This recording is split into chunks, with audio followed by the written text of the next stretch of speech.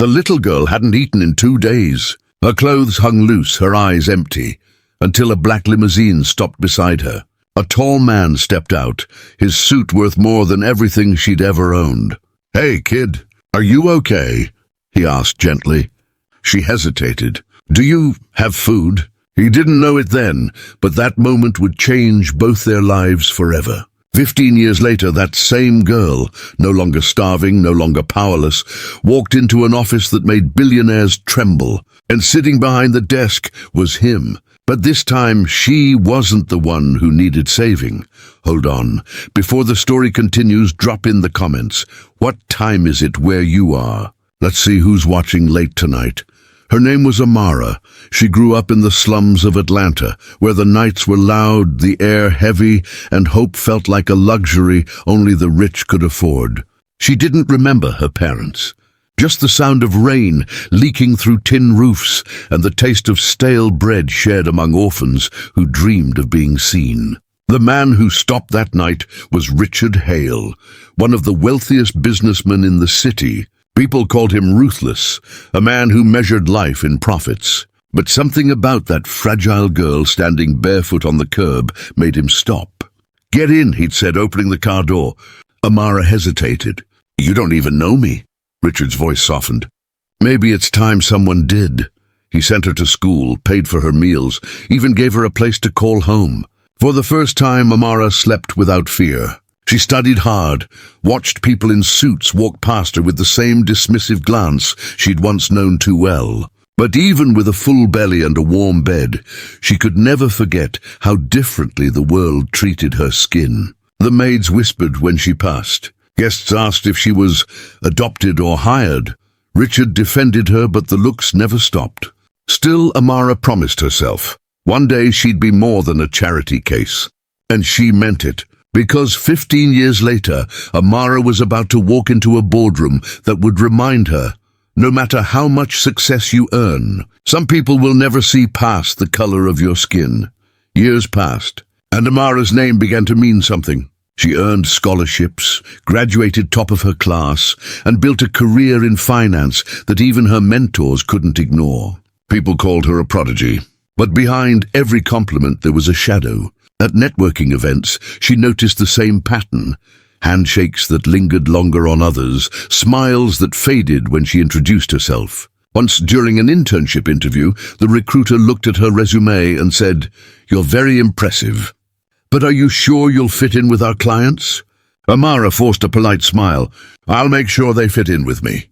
Still, the sting lingered. No matter how sharp her mind was, the world kept seeing the color of her skin first.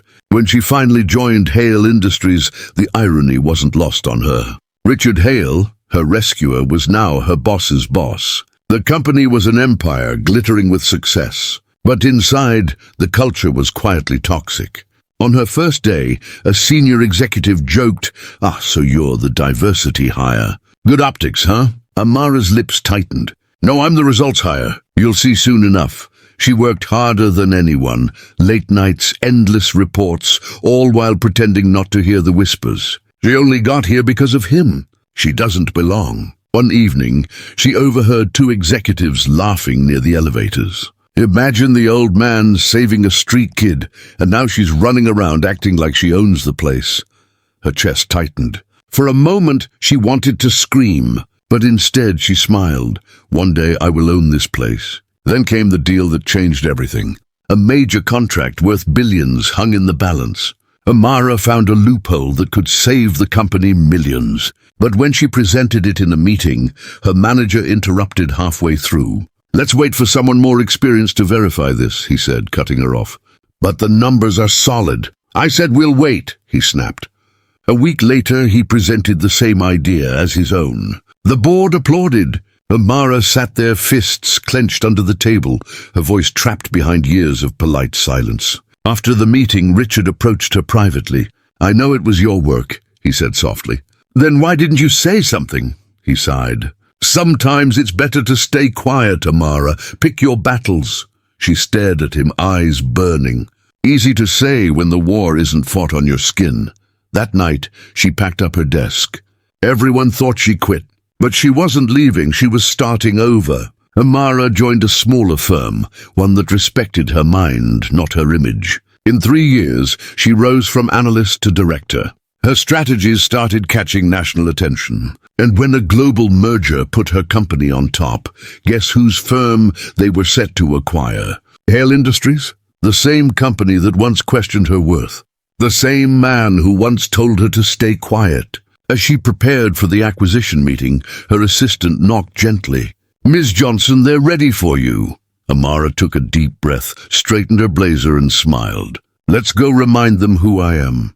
The door opened. Every eye turned. Richard Hale's expression froze as he saw her. She stepped forward, confident and calm. And in that moment, every cruel word, every stolen credit, every whisper of doubt became her power. But this was only the beginning. The boardroom was silent. The walls gleamed with glass and steel, but the air was thick, years of unspoken history pressed between them. Richard Hale adjusted his tie, trying to hide the tremor in his voice. "I didn't expect to see you here, Amara." She met his gaze, calm but unyielding. "No, you expected to own me forever." A murmur swept through the executives. Cameras clicked as lawyers shuffled their papers. Amara placed a folder on the table. "This acquisition gives my firm full control of Hale Industries. Effective immediately." One of the older board members scoffed. "You can't be serious." "You running this company?" Amara's smile didn't waver. "I was serious when you stole my work, when you laughed at my skin, when you told me I didn't belong. So yes, I'm serious now." Richard leaned back, his voice quieter. "You've come a long way, kid." "I'm not a kid anymore," she said, her tone steady but sharp. "You saved me once, Richard. But then you watched as your company tried to break me." He looked down, guilt creeping across his face. "I tried to protect you." "No," she said, stepping closer. "You tried to control me. You thought giving me food erased the world's hunger. You thought one good deed could balance centuries of silence." The room went still. For the first time, Richard couldn't find the words. The man who once saw her as a helpless orphan was now watching her rewrite the ending. "I used to dream about this day," Amara continued, her voice trembling with emotion. "But it's not revenge I came for. It's justice, the kind you can't buy." She slid the signed contract across the table. "This is for every voice you ignored, every hand you never shook, every girl you thought would never stand tall enough to face you." Richard looked up, eyes glistening. "Amara, what happens now?" She paused at the door, her silhouette framed by the city skyline. "Now," she said softly, "the world sees what power looks like when it finally wears the right skin."